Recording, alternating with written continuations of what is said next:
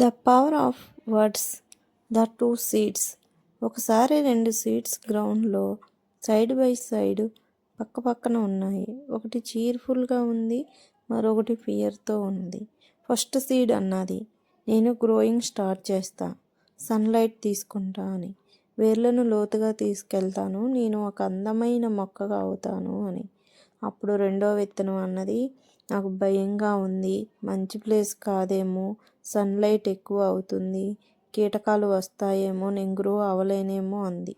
అది గ్రౌండ్ లోపల సేఫ్గా ఉండిపోతుంది. కొన్ని రోజుల తర్వాత ఫస్ట్ సీడ్ చిన్న మొక్క అయింది. అది సన్లైట్ ఎంజాయ్ చేస్తుంది. కానీ సెకండ్ సీడ్ స్టిల్ వెయిటింగ్, ఎందుకంటే అది ఫియర్తో గ్రోత్ని స్టాప్ చేసింది.